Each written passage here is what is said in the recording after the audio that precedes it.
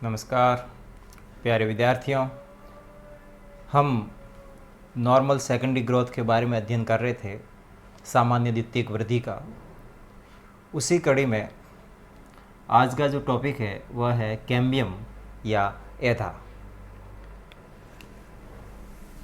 आप ध्यान रखना कि जो प्रोकैम्बियम है, हिंदी में इसको हम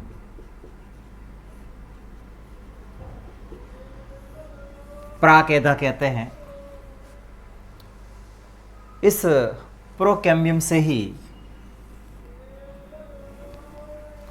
कैम्बियम या एधा का निर्माण होता है। प्लांट की प्राइमरी ग्रोथ या प्राइमरी डेवलपमेंट के समय प्रोकैम्बियम में इससे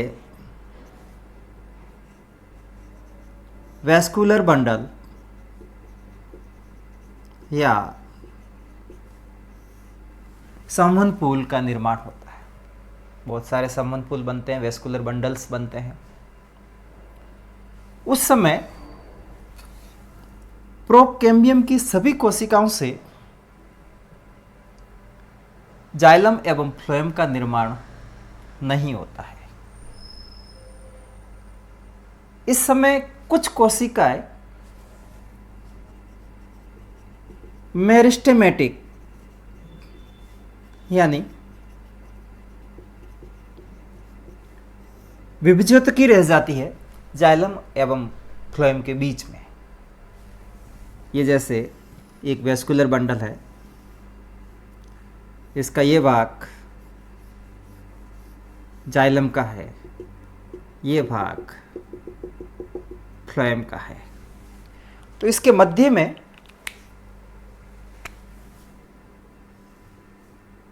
ये कोशिकाएं मेरिस्टेमेटिक है, विभज्योतकी है, और ये मेरिस्टेमेटिक पोर्शन जो वैस्कुलर बंडल के अंदर है, जाइलम एवं फ्लोएम के बीच में है, इसको हम फेसिकुलर कैम्बियम या पूलीय एधा कहते हैं। तो ये क्या है? ये है फेसिकुलर, फेसिकल बंडल्स को कहते हैं। इसको हम पूलीय एधा या फेसिकुलर कैम्बियम कहेंगे। इसका दूसरा नाम पहले भी बता रखा है आप, इसको हम इंट्रा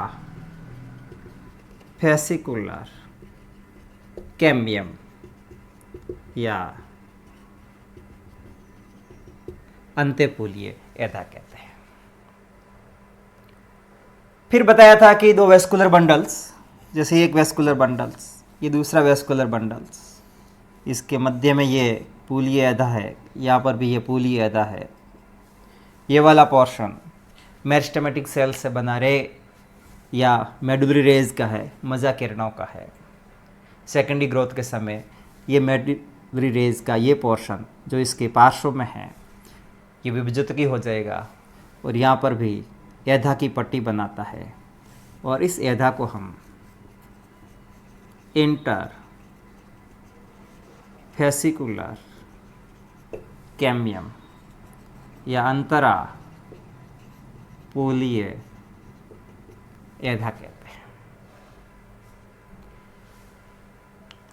फिर बताया था कि नॉर्मल सेकेंडरी ग्रोथ होती है डाइकोट स्टेम में। उस समय तने का डायमीटर या तने के व्यास में वृद्धि होती है, और तने के व्यास में वृद्धि होने से बाह्य जो एपिडर्मिस है वहाँ पर प्रेशर पड़ता है, दबाव पड़ता है, और वो एपिडर्मिस फट जाती है। उस समय आंतरिक ऊतकों को सुरक्षा प्रदान करने के लिए ग्राउंड टिश्यू या भरण ऊतक है, उसमें सामान्यतया जैसे कॉर्टेक्स का पार्ट है, उसकी कोशिका विभज्योतकी होकर के एक एधा की रिंग या कैम्बियम वलय का निर्माण करती है, और उसको हम फेलोजन, हिंदी में इसको हम कहते हैं कागजन का निर्माण करती है। और इसी फेलोजन से आगे जाकर के पेरिडर्म या परित्वक का निर्माण होता है। इस परित्वक में फैलम, फैलोजन और फैलोडार्ड होते हैं। फैलम को हम काग कहते हैं, ये कागजन, और ये सेकेंडरी कॉर्टेक्स या द्वितीयक वलकुट है। अब आगे जो वेस्कुलर कैम्बियम की हम बात कर रहे हैं, उस वेस्कुलर कैम्बियम की कोशिकाएं सामान्यतया रेक्टेंगुलर होती है, सामान्यतया आयताकार होती है। जैसे ये वेस्कुलर कैम्बियम है, इसकी ये कोशिका होगी।